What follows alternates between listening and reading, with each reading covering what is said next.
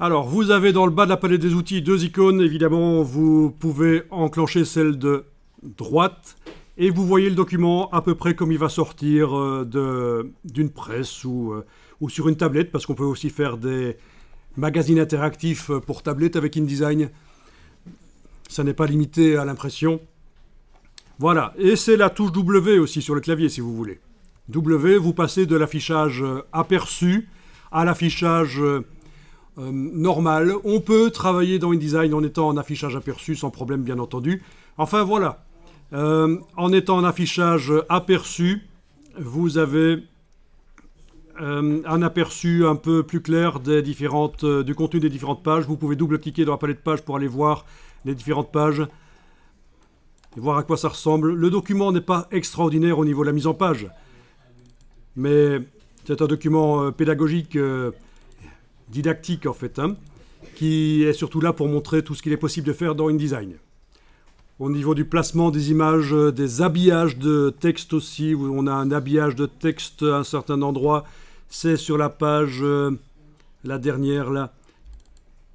Voilà, la page 22, on a un habillage de texte avec cette bestiole qui repousse le texte. Si vous prenez la flèche noire et vous cliquez, ah ben il va falloir déverrouiller. J'étais en train de vous dire qu'on allait prendre la flèche noire dans la palette des outils et aller travailler sur la bestiole, mais regardez ce qui se passe. J'arrive à activer le bloc de droite, le bloc de gauche, et quand je clique sur cette immonde bestiole bleue, elle ne s'active pas. Pourquoi? Ben parce qu'on a utilisé les calques pour construire ce document. Donc, menu fenêtre calque, allez-y, menu fenêtre calque. On a certainement un calque, si ça a été bien fait, qui est prévu pour les images en habillage. C'est le calque qui s'appelle habillage, sans doute. Ben oui, quand je suis sur la page 22, on voit, quand on ouvre ici le calque habillage, on voit, tiens, sur le calque habillage, il y a une image qui s'appelle comme ça. Bon, ben pour pouvoir aller activer le travail sur cette image de ce loup, vous allez faire Alt-clic sur le cadenas du calque habillage, une fois, deux fois. Vous avez donc verrouillé tous les calques, sauf celui-là. Une bonne astuce qui fonctionne aussi dans Illustrator et Photoshop, quand on veut travailler sur un calque et verrouiller tous les autres, Alt-clic, une fois, deux fois, sur la colonne des verrous. Vous avez déverrouillé le calque et tous les autres sont verrouillés. Et que se passe-t-il maintenant quand j'essaye d'activer maintenant les blocs de texte avec la flèche noire? Eh bien, ça ne marche pas. Par contre, l'image du loup, j'arrive à l'activer. On voit un cadre bleu clair qui apparaît quand on clique sur l'image du loup. Vous le voyez? Attention, si vous cliquez sur le réticule ici, vous avez un cadre rouge qui apparaît. Et ça, c'est pas bon. Parce qu'on veut travailler sur le conteneur dans un premier temps et pas le contenu. Cliquer sur le réticule, c'est pour travailler sur le contenu du bloc. Mais je veux travailler sur le bloc lui-même. Donc je vais cliquer à côté de la page avec la flèche noire pour désactiver ça. Puis je viens cliquer n'importe où sur le cadre bleu là, sauf sur le réticule central. Et là, vous avez activé le bloc. Alors si vous double-cliquez, vous revenez aussi au niveau du contenu et pas du conteneur. Donc dans ce cas-là, recommencez à nouveau, cliquez à côté et cliquez une fois sur le cadre. Voilà, vous avez un cadre qui est là. Et essayez de le bouger éventuellement. Avec la flèche noire, vous pouvez essayer de faire un cliquer-glisser et vous voyez que chaque fois que vous positionnez l'image quelque part, on a le texte qui se repositionne. C'est ce qu'on appelle de l'habillage de texte. Voilà le genre de choses qui est difficile à faire dans un logiciel comme Microsoft Word, de l'habillage de texte. Microsoft Word, vous allez avoir difficile de faire ce genre de choses. Et dans InDesign, c'est super facile à faire. Alors, bien sûr, si vous avez pris l'image par le réticule central et que vous avez bougé, ah ben ça marche aussi. Sauf que à un certain moment, il y a une partie du loup qui disparaît. Ben oui, ça veut dire que l'image sort de son bloc conteneur. Vous voyez l'image, le contenu du bloc. Il est sorti de son bloc conteneur. Donc là, j'annule. Commande Z. Voilà, quand vous avez pu tester ça, vous voyez déjà un peu les possibilités du logiciel InDesign. Bien sûr, ça peut être redimensionné aussi. Bah écoutez, essayons le redimensionnement, tant qu'on y est. Je clique sur le bloc. Je prends... Ah oui, attention, un gros piège de InDesign. Si vous prenez la flèche noire pour redimensionner, qu'est-ce qui se passe? Eh bien, vous avez recadré. J'annule. Commande Z. Pour redimensionner, il faut prendre l'outil de transformation manuelle. Avec l'outil de transformation manuelle, je vais faire un petit redimensionnement en contraignant les proportions. J'ai pas envie que mon loup devienne une espèce de serpent de ce genre-là. J'annule. Donc j'enfonce la touche majuscule pendant que je bouge. Et je lâcherai le bouton de la souris, puis la touche majuscule. Si je veux que ça se redimensionne en se restant centré, en plus de la touche majuscule, j'enfonce la touche Alt. Voilà. On lâche le bouton de la souris, puis les touches sur le clavier, et voilà. Et on peut repositionner si on veut. Alors, l'habillage n'est pas génial ici, il y a des petits problèmes dans l'habillage, il y a des tâches qui sont restées et qui... Voilà. Quand on clique sur le réticule central, on voit qu'il y a des tâches qui sont restées. C'est pas génial, ça habille, c'est foireux. C'est des choses qu'il faudra nettoyer dans Photoshop. Le problème vient de Photoshop. C'est des tâches qui sont restées sur la transparence autour du loup, certainement dans Photoshop. Il va falloir nettoyer ça. Alors, vous venez de faire quelques modifications dans le document. Déjà, ce serait peut-être bien d'enregistrer le document. On va faire fichier enregistrer sous. Alors, tout à l'heure, je vous ai parlé de l'assemblage. Mais l'assemblage, on n'en fait pas à chaque fois qu'on veut enregistrer le document. C'est à la fin d'une session de travail que vous allez enregistrer un assemblage pour pouvoir transporter votre travail vers un autre ordinateur. Je vous rappelle, l'assemblage, c'est un dossier qui contient le document InDesign et toutes les ressources nécessaires. Là, on est en cours de travail. On ne va pas faire fichier assemblage. Vous allez simplement faire fichier enregistrer sous. Et vous allez enregistrer dans le dossier que vous avez téléchargé et des IP. Vous enregistrez et on va changer un peu le nom du document. Par exemple, on va l'appeler document 106. Pourquoi pas? Comme ça, on l'enregistre à côté de l'ancienne version dans le dossier d'assemblage que vous avez téléchargé et des IP. Enregistrer. Fichier enregistré sous, vous renommez document 106, vous l'enregistrez dans le dossier d'assemblage que vous avez téléchargé et des IP tout à l'heure.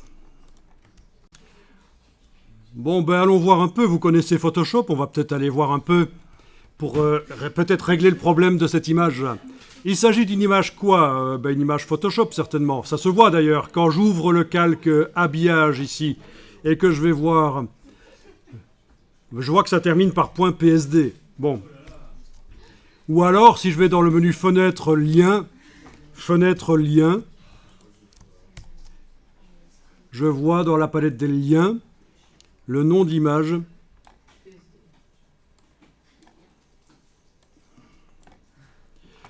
Oui.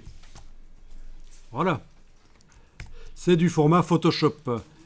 Voyons un peu comment la transparence a été faite. Alors, vous allez bien sûr ouvrir Photoshop par InDesign éventuellement, mais sans quitter le document InDesign. On peut ouvrir les deux en même temps. Alors, essayez un clic droit. Alors, si, voilà, dans le cas d'un document Photoshop, il est certain que si je choisis modifier l'original, ça va s'ouvrir dans Photoshop. Sinon, on peut forcer vraiment décider avec quel logiciel l'ouvrir. Si c'est une image JPEG, c'est pas certain que si vous demandez modifier l'original, ça va s'ouvrir dans Photoshop. Donc, faites soit modifier l'original, soit modifier avec Photoshop 2019. Où est-il? Là, voilà. Voilà.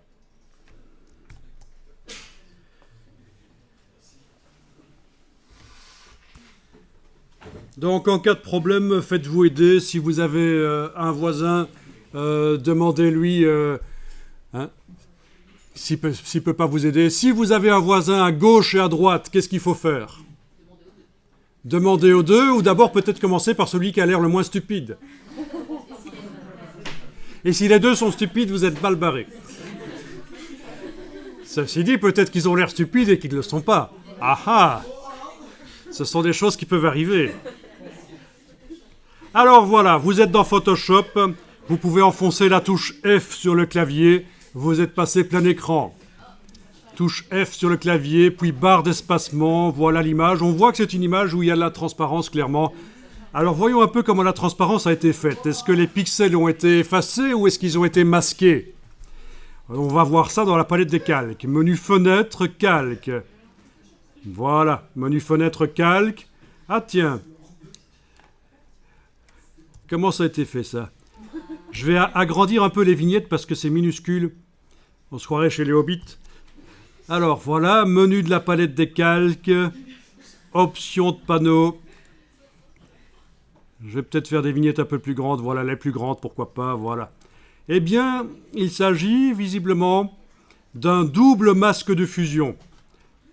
C'est-à-dire qu'on a un masque de fusion qui fait cet effet de dégradé vers la transparence pour que les pattes du chien ne soient pas du chelou, ne soient pas visibles parce qu'elles étaient dans l'herbe. Et voilà, elles étaient dans l'herbe et plutôt que de retoucher l'image pour faire des pattes qui ne sont pas dans l'herbe, on a fait un flou vers la transparence. Si vous avez vu sur la mise en page, c'est pas choquant, ça passe. Hein.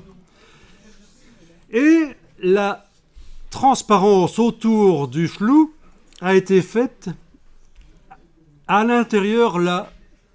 Alors vous allez double-cliquer sur ce qu'on appelle ici un objet dynamique. Je sais pas, il y en a qui connaissent Photoshop ici déjà. Les objets dynamiques, ça vous rappelle quelque chose? C'est apparu avec la version CS4 de Photoshop. C'est une révolution au niveau de la mise en page. Du photomontage, je veux dire. Au niveau du photomontage, ça a été une révolution. L'apparition de ces objets dynamiques, ce sont des calques conteneurs qui contiennent plusieurs calques. Vous double-cliquez là-dessus, vous avez un super message impossible à comprendre, sauf si vous savez déjà ce que ça veut dire. OK. Et l'objet dynamique s'est ouvert dans une nouvelle image à côté. Et donc, pourquoi est-ce qu'on ouvre ça? Vous savez qu'on avait dans InDesign un problème, et je subodore que ça vient de petites taches qui pourraient se trouver ici, quelque part, sur le masque. On va faire Alt-clic sur le masque. Voilà. Alors, voyons un peu. Ben écoutez, je sais pas, on va tester, on va voir. On va prendre le pinceau de Photoshop. Le pinceau simple, pas le pinceau à turlute ou super turlute. Le pinceau simple. Vous allez modifier la forme de la brosse. C'est CTRL-ALT et clic gauche de la souris du Mac ou clic droit de la souris du PC. Qu'on soit sur Mac ou PC, c'est toujours CTRL-ALT à enfoncer sur le clavier. Alors si vous avez à la place de ça une croix, vous savez que c'est la touche verrouillage majuscule qu'il faut désenclencher sur le clavier pour avoir la forme de la brosse. La touche verrouillage majuscule, le caps lock pour voir la forme de la brosse. Donc CTRL-ALT, clic gauche parce que je suis sur un Mac, mais si j'étais sur un PC, j'utiliserais le clic droit. Je modifie la taille de la brosse. Je suis bien en train de dessiner avec du noir. Il semblerait. Voilà, je vais cliquer là et voir. La pastille est bien au fond à gauche, là, vraiment. C'est bien du noir. Il est indiqué teinte, luminosité 0%, super. OK. Et vous allez passer comme ça pour essayer de rendre les choses bien noires autour. Alors, il y a des systèmes qui pourraient me permettre de voir les tâches s'il y en avait vraiment. Hein. Mais ça vaut peut-être pas la peine. Peut-être que je vais simplement passer comme ça, en espérant que je rends bien tout bien noir.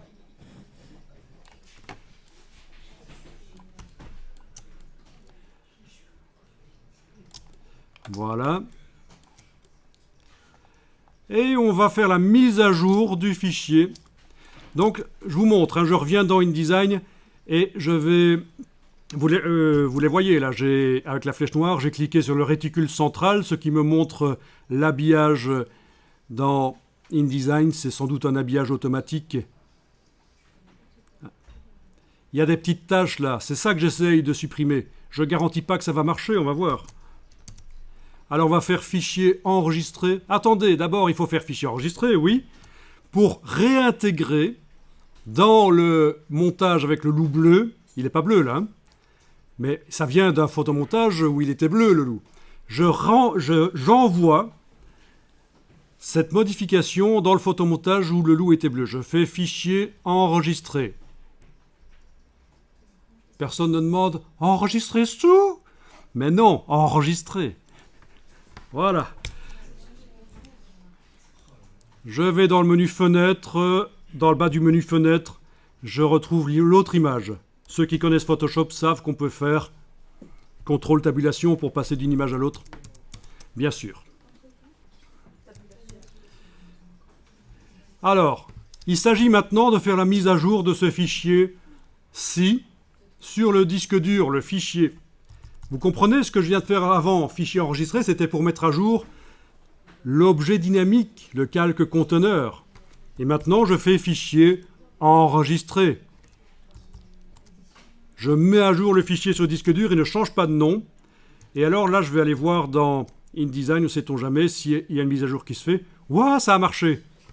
Regardez les petites tâches là tout à l'heure qui empêchaient que le texte, qui repoussaient le texte bizarrement. Attendez, il faut que je vérifie. Il faut que je clique là pour vérifier. Ça a partiellement marché. Il y a des tâches en moins.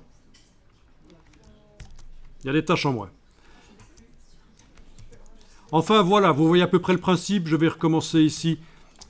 Peut-être dessiner en noir plus près du bord là. Alors si vous voulez savoir comment ça a été fait en détail, ceci, je peux vous guider vers des vidéos qui montrent le détourage dans Photoshop, mais ce n'est pas le sujet du cours. Simplement, il se trouve que InDesign est un logiciel dans lequel on intègre des choses qui viennent d'ailleurs, et donc il est logique de parler un peu de Photoshop.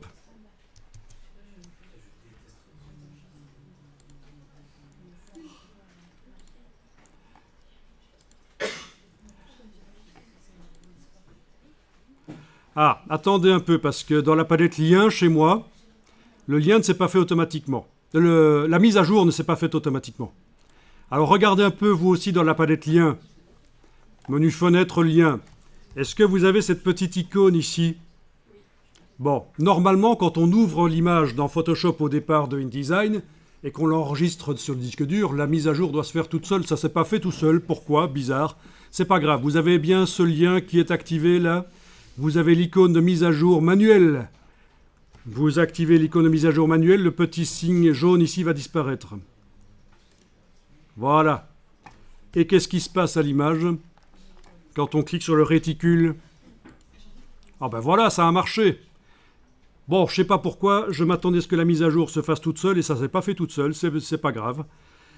Est-ce que vous voyez que vous avez réussi à régler le problème de cette tâche qui repoussait le texte? Il suffisait de petites tâches quasi invisibles dans Photoshop, dans la transparence de Photoshop, pour que InDesign les repère et que ça fasse foirer l'habillage. Alors, bonne idée, il y en a un d'entre vous qui s'est dit que dans Photoshop, il y avait moyen de visualiser le masque de manière différente. Donc, dans l'image ici, je redouble-clique dessus. On travaille sur le masque ici. C'est vrai que si on va dans la palette des couches de Photoshop et que dans la palette des couches, on affiche les couches, toutes les couches et en même temps le masque, on a possibilité de voir les pixels noirs qui s'affichent en transparence et peut-être même que en double-cliquant sur la vignette ici, on va pouvoir aller changer la couleur, la manière dont les pixels noirs sont vus. Et l'opacité peut-être aussi, peut-être que ça peut aider à encore mieux repérer les taches. Eh bien voilà, oui, on le voit là par exemple. Je vois que sur les oreilles, j'ai des taches de transparence. Ça a été mal fait. Donc voilà, ça peut être une solution d'utiliser, quand vous êtes en train de travailler le contenu de l'objet dynamique, et particulièrement le masque ici, d'aller dans la palette des couches, menu fenêtre couches, et d'afficher l'image par transparence. Donc les pixels noirs du masque s'affichent dans la couleur que vous choisissez quand vous double-cliquez ici sur l'icône masque et l'opacité que vous choisissez. Voilà. C'est vrai que ça peut aider, je n'y avais pas pensé. Comme quoi, l'intelligence collective... Et vous savez quoi? Je vais vous dire un truc qui est assez perturbant. Dans une classe d'étudiants, une classe d'une trentaine d'étudiants, l'intelligence collective, même par rapport à une matière que vous ne maîtrisez peut-être pas, l'intelligence collective, vous êtes plus intelligent que le prof. Tous ensemble. Ça, c'est sûr. Parce que même si vous ne connaissez pas, vous allez pouvoir réfléchir ensemble et trouver des solutions. Il faut le savoir, ça. C'est assez perturbant, mais une classe d'étudiants laissée à elle seule et à essayer de résoudre des problèmes peut être meilleure, plus intelligente qu'un spécialiste, un prof spécialiste. Ok, donc voilà. Et c'est pour ça que j'aime bien les cours comme ça, parce que c'est un peu atelier, chacun peut amener sa petite pierre à l'édifice. Fichier enregistré, puis je vais là-dessus, fichier enregistré, puis je vais sur le document InDesign, mise à jour des liens, du lien, voilà, et voilà, c'est nickel. C'était surtout pour l'habillage, parce que l'habillage était fait en fonction du masque automatique.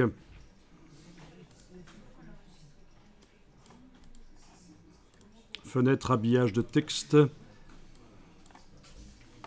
Oui, la palette fenêtre habillage de texte qui a été utilisée pour que le texte aille se mettre sur la transparence de l'image. On est en détection des contours, c'est la méthode détection des contours. Donc c'est InDesign qui détecte le contour du loup. C'est au niveau de InDesign que ça se passe. Vous voyez, ça c'est la palette habillage de texte, menu fenêtre habillage de texte, c'est ça qui a été utilisé pour faire cet effet spécial. Alors vous savez, dans Word, c'est très difficile d'obtenir des habillages comme ça. C'est pas évident. Mais vous pourriez avoir un document Word qui possède ces habillages-là. Il n'est pas impossible d'y arriver. Comment? Eh bien, si vous exportez le document InDesign au format PDF, que vous l'ouvrez dans Acrobat Pro, et que dans Acrobat Pro, vous l'enregistrez au format Word, vous aurez un document Word qui en réalité a été fait dans InDesign. Vous voyez la logique? J'exporte un PDF au départ de mon document InDesign, je l'ouvre dans le logiciel de lecture et de modification des PDF Acrobat Pro, je l'enregistre au format Word et j'ai finalement un fichier Word qui a la qualité typographique et les habillages de texte de InDesign. Donc ça, c'est dans le cas où on vous oblige à rendre un document Word et vous ne voulez pas utiliser Word, vous pouvez utiliser InDesign. Vous savez que par cette petite astuce, vous arriverez à finalement avoir un document Word nickel, parce qu'il a été fait dans InDesign. Alors, enregistrer à nouveau le document. On n'est jamais trop prudent.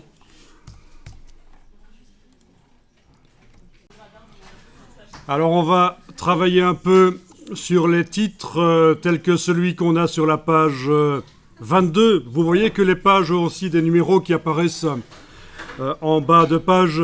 Bon, c'est pas génial, il faudrait que le texte sur toutes les pages remonte. Ça, c'est quelque chose qui est possible de faire.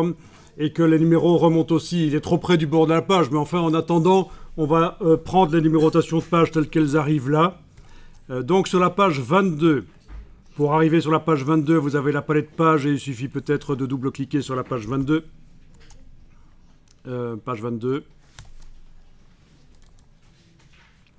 Voilà.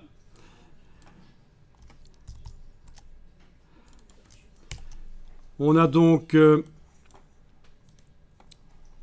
visiblement un titre dans un cartouche à bord arrondi. Bon, c'est un peu pourri comme résultat.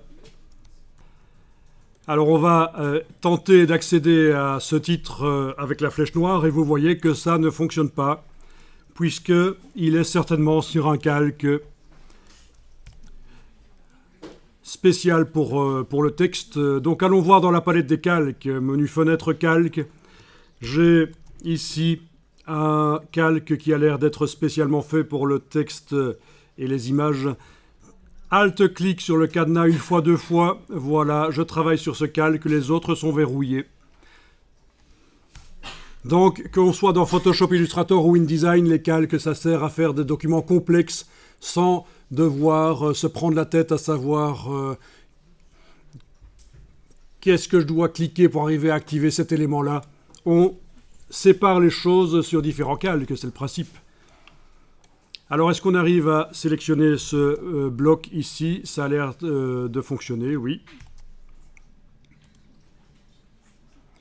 Donc, il s'agit d'un titre flottant. Il n'est pas dans le flux du texte. Parce que là, on a un document avec un texte qui coule d'une page à l'autre. Vous l'aviez peut-être pas remarqué, mais c'est ça le principe. Ben, essayez un peu de cliquer sur un des blocs texte, que ce soit sur n'importe quelle page. Mais pas justement pas sur la page 22. Mais sur les... c'est un début de texte. Mais sur les autres pages, si vous êtes en affichage normal, quand vous cliquez sur des blocs texte, vous voyez des lignes qui relient les blocs texte. Vous les voyez? Donc ça, c'est du flux de texte. Ok, même chose sur les pages précédentes. Ok. Bon, d'accord. Donc, sur la page 22, ce n'est pas du texte chaîné. Quoique, si, entre le bloc de gauche et le bloc de droite, c'est un texte chaîné. Et alors là, on a un bloc à part, vraiment, pour le titre. Ok. Bon, ben, écoutez, on va enlever les attributs de couleur et d'arrondi sur ce bloc de texte.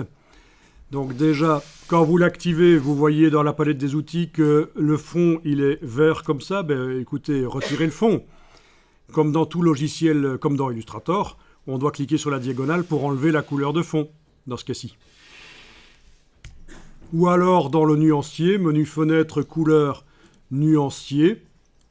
Dans le nuancier, on doit cliquer sur 100. S-A-N-S. Bon, ben le texte, il a l'air d'être blanc, et maintenant que le bloc n'a plus de couleur, le texte est blanc sur le blanc du papier, c'est foireux. Donc on va changer la couleur du texte. Oui, quand vous cliquez sur la diagonale pour enlever le fond, bien sûr, c'est la case de fond qui doit être à l'avant-plan dans la palette des outils, puisqu'on peut les mettre, suivant qu'on veut travailler sur le contour ou sur le fond, on peut en mettre une devant l'autre. Donc c'est celle-là qui doit être devant l'autre. Diagonale, on a enlevé la couleur de fond sur le bloc. Ensuite, la couleur du texte, on va la changer. Alors, on peut indiquer ici qu'on va travailler sur, au lieu de travailler sur le bloc au niveau des couleurs, on va travailler sur le texte. Donc, enclencher le petit T ici. Le petit T ici. Je répète parce que certains sont certainement en train d'activer le petit T ici. Pas du tout. Le petit T ici. Du coup, vous pouvez appliquer une couleur par le nuancier, par exemple. Menu fenêtre, couleur nuancier. Vous appliquez une couleur, mais par exemple le noir, ça pourrait être bien. Voire même le gris un peu, en choisissant du noir et en modifiant la teinte ici. Par exemple, je passe à 70%, touche tabulation, et voilà. Ou 70% pour ceux qui parlent français correctement. Voilà. Coup dur, hein? Deuxième coup dur de la journée. Est-ce que vous arrivez à faire ça sans problème? Modifier la couleur du texte. Ah, par exemple, 70% de teinte ou 70%. Est-ce que vous savez pourquoi il y a une différence entre les pays? Pourquoi est-ce qu'on dit 70 dans certains pays et 70 dans d'autres? Ou 90 ou 90? Vous savez pourquoi? Ça vient de l'historique au niveau de vraiment de très loin, du temps des Romains et des habitants de la Gaule. Ça dépend si on compte en utilisant les 10 doigts de sa main seulement, ou si on utilise aussi les 10 doigts des pieds. Donc c'est ce qu'on appelle la base 10 ou la base 20. C'est de là que ça vient bêtement. Donc ça vient de très loin. Alors, parenthèse fermée, c'est quand même mieux de dire d'une manière que d'une autre. Vous savez laquelle, sérieusement. Non, je rigole. Il n'y en a pas.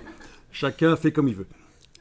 Alors maintenant, on va peut-être... parce qu'un titre centré comme ceci, c'est vraiment foireux. D'autant plus qu'il n'est pas dans un cartouche. Le cartouche, c'était super moche. Hein. Mais enfin, ce serait peut-être bien de l'aligner quand même à gauche. Comme, oui, l'aligner à gauche. Alors, on va aller dans la palette... alors, vous avez deux solutions. Soit, si vous avez l'outil texte activé et que vous avez cliqué quelque part dans le paragraphe... Oui, c'est un paragraphe. Pour InDesign, un titre, c'est un paragraphe. Avec l'outil texte, vous avez cliqué n'importe où dans ce paragraphe. InDesign sait que vous voulez le modifier. Vous avez normalement, et ce n'est pas le cas ici, où est-ce qu'elles sont passées, ma barre contrôle. Voilà, tiens, c'est marrant, pourquoi je ne l'avais pas? Ok, vous avez la barre contrôle qui, en fonction de l'outil activé, vous montre différentes options. Notamment ici, l'option qui m'intéresse, aligner à gauche. Est-ce que vous voyez votre barre contrôle? Ah, parce que chez moi, je ne la voyais pas. Alors, pour la voir, elle est quand même très utile. Il faut aller dans le menu fenêtre jusqu'à la ligne contrôle. Voilà. Et vous avez cette barre qui apparaît. Et en fonction de l'outil que vous utilisez, elle va changer. Son contenu va changer. Vous pouvez tester en fonction de l'outil activé, normalement. Quoique, pas trop ici. Ah si, quand même, ça dépend. Voilà. D'accord. En fait, cette barre contrôle ne fait que reprendre des choses qui existent dans les palettes ailleurs. Donc j'aurais très bien pu aller dans le menu texte paragraphe et demander un alignement à gauche. Bien. Bon, ça c'est pas mal. Quand je clique à côté de tout et que je suis en affichage aperçu, je peux un peu juger de ce que ça donne. L'interlignage n'est pas assez grand sur le titre. C'est pas grave, il faudrait peut-être que la première ligne soit décalée un peu plus vers la gauche par rapport à la deuxième ligne. Ce sont des détails par la suite. Ok. Alors, ça c'est déjà pas mal. Si vous êtes arrivé à faire ça, vous allez enregistrer le document. Enregistrer sous. Je change le nom à chaque fois que j'enregistre. C'est une sécurité parce qu'un document InDesign, c'est du XML, c'est très complexe. Si vous travaillez pendant des jours sur le même document, vous allez ne plus avoir que vos yeux pour pleurer parce qu'il va ne plus fonctionner à un certain moment.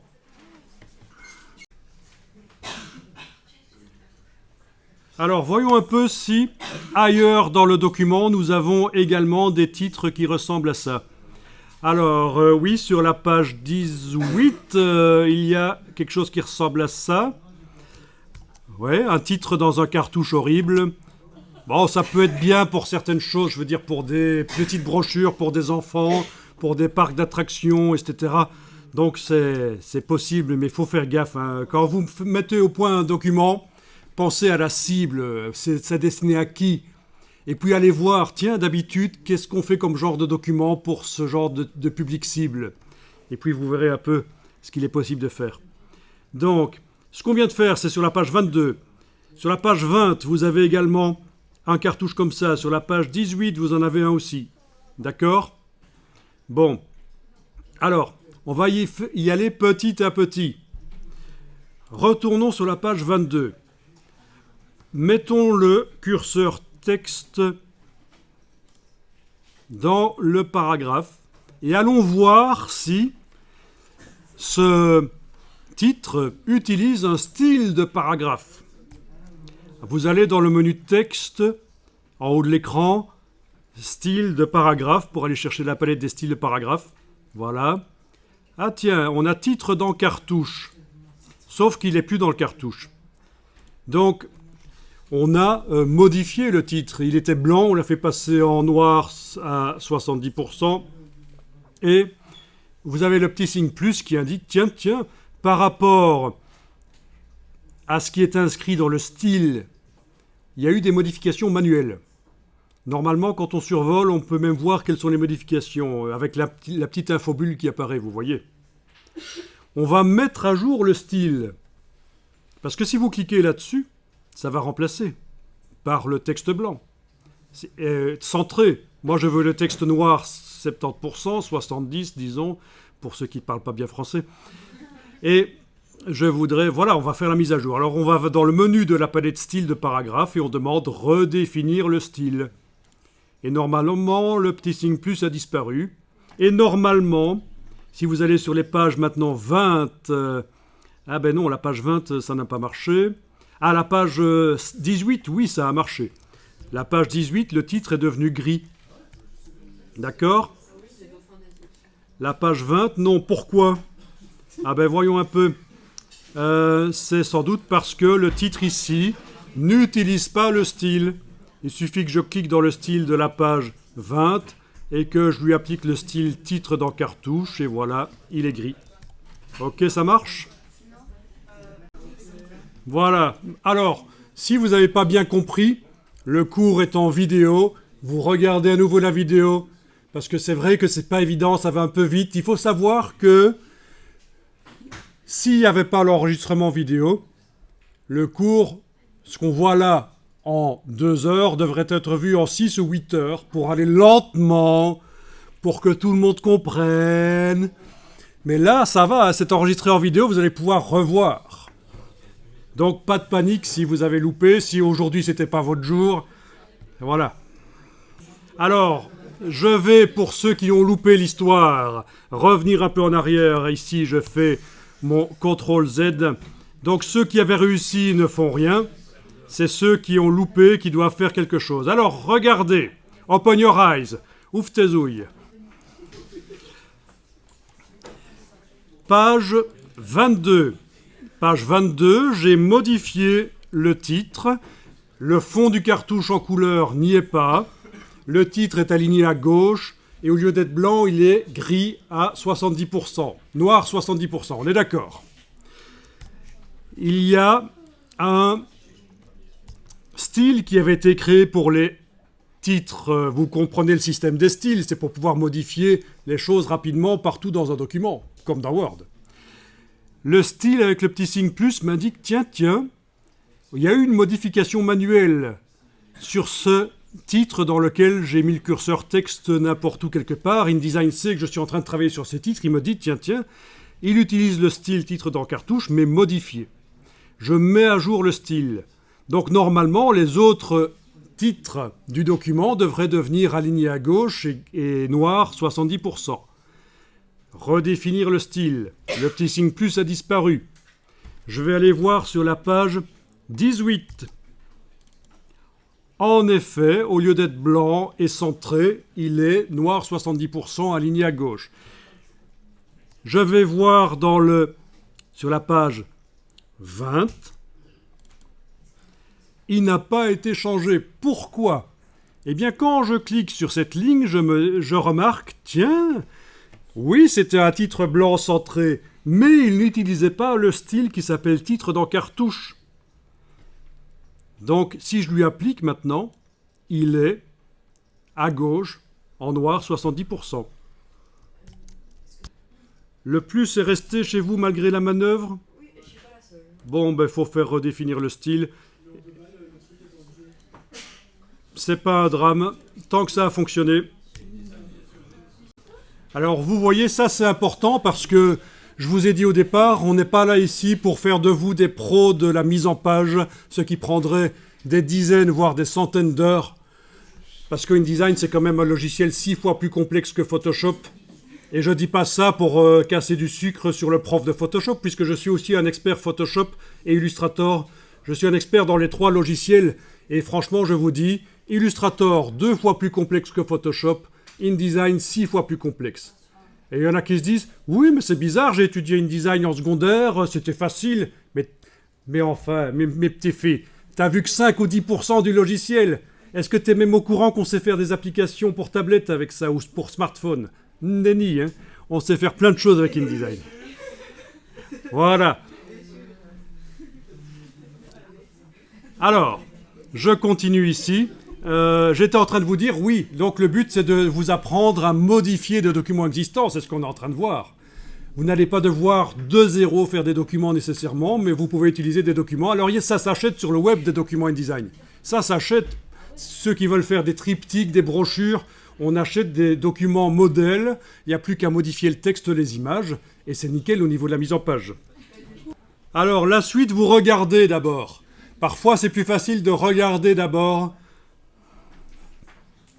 Je reviens sur ma page 22 où j'avais mon bloc que je viens de sélectionner avec la flèche noire. Là, tiens, il a toujours ses bords arrondis, je vais les enlever. Menu Objet, Option d'arrondi, et je vais choisir pour tous les angles.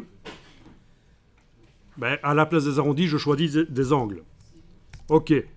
Ceci dit, le bloc étant transparent, les coins arrondis, on ne les voyait pas, mais enfin, si on veut faire les choses bien, pourquoi pas. On n'a plus les arrondis, là. Ensuite, vous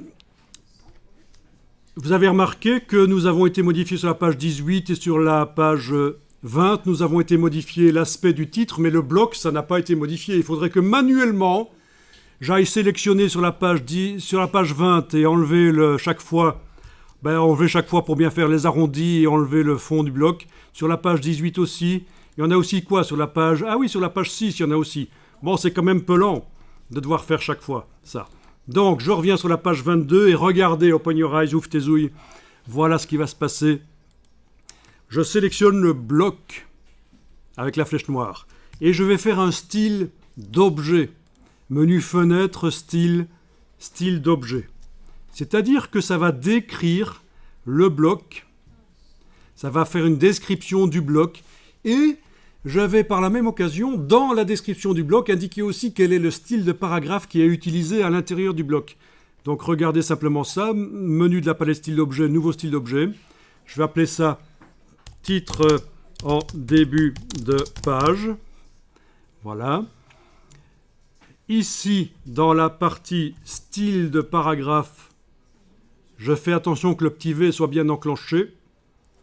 Et on voit que le paragraphe qui sera utilisé s'appelle titre dans cartouche. C'est bien le bon style de paragraphe. OK. Du coup, j'ai un style d'objet que j'ai appelé comment? Oui, je l'ai appelé titre en début de page, le voilà. J'ai un style d'objet que je vais pouvoir appliquer rapidement à tous les autres blocs. Regardez, je passe sur la page 6. Oui, la page 6 où on n'a encore rien fait. Toujours pourri ce truc. Je sélectionne le bloc, je lui applique le style titre en début de page. Nickel, ça a enlevé tous les attributs d'arrondi, le fond du bloc est transparent et c'est le bon style de paragraphe qui est utilisé. Je vais faire la même chose sur la page 18. Voilà, titre en début de page. OK. Sur la page 20 aussi. Voilà. Donc vous avez découvert que dans InDesign, il y a des styles de paragraphes, mais il y a également le style pour le bloc conteneur. Donc je répète la procédure, j'étais sur la page 22, j'ai sélectionné avec la flèche noire le bloc ici, dans la palette style d'objet que j'ai obtenu par menu fenêtre, style d'objet. Dans la palette style d'objet, j'ai demandé de créer ici un nouveau style d'objet par le menu ici, nouveau style d'objet. J'ai indiqué que je veux que le style de paragraphe soit inclus dans le style d'objet. Et j'ai nommé le style d'objet, je l'ai appelé comment titre en début de page, un truc comme ça. Je me retrouve avec un style qui s'appelle titre en début de page, un style d'objet. Il suffit que j'aille sur les pages qui contiennent des titres comme ça et que je les sélectionne et que je leur applique le style. Et d'un coup, la couleur du fond de bloc s'en va, l'arrondi s'en va et le bon style de paragraphe arrive dans le bloc. Nickel. Et ce qui est merveilleux avec ça, c'est que si je veux modifier par la suite d'un coup tous les titres comme ça dans tout un document de centaines de pages même, je peux le faire par la palette style d'objet et style de paragraphe. Je ne vais pas devoir, une fois que les styles sont bien appliqués aux objets et au texte, on peut télécommander ça dans tout le document par la palette des styles, comme dans Word. Alors, on a terminé la session pour aujourd'hui, donc il va falloir créer un assemblage. Mais rassurez-vous, c'est InDesign qui fait ça tout seul. Il suffit d'aller dans le menu Fichier, Assemblage. Allez-y, Fichier, Assemblage. Et vous allez créer avec InDesign un dossier qui contient non seulement le document, mais également toutes les ressources nécessaires pour que le document fonctionne bien. Quand vous avez choisi Fichier, Assemblage, vous avez ici cette fenêtre, ne vous en occupez pas. On fait Assemblage. Assemblage. Voilà, il me dit qu'il faut que j'enregistre le document, ça peut être normal. Et puis, il va falloir envoyer l'assemblage qui va porter ce nom-là, dossier, document, dans mon cas 108, je ne sais pas chez vous si vous êtes à ce numéro-là aussi. En tout cas, voilà, ça s'appelle dossier. Il va falloir l'enregistrer dans le dossier d'aujourd'hui, que vous avez utilisé pour aujourd'hui, à côté du dossier que vous avez téléchargé tout à l'heure, pas dedans. Tout à l'heure, on a été enregistré des documents dans ce dossier d'assemblage qu'on a été téléchargé du web. Mais maintenant, on fait un nouveau dossier d'assemblage, donc c'est à côté. Il faut remonter d'un niveau si vous êtes dans le dossier d'assemblage de tout à l'heure. D'accord ? Assemblage. Et voilà, ça le fait tout seul. Ok. Ça fait le dossier d'assemblage tout seul. Donc, si on va voir sur le gestionnaire de fichiers du Mac, on trouve notre dossier là de maintenant, dossier document 108, avec le document InDesign et les ressources, les polices, les liens, le PDF, l'IDML. Voilà, c'est ça. Ça, c'est votre boulot d'aujourd'hui.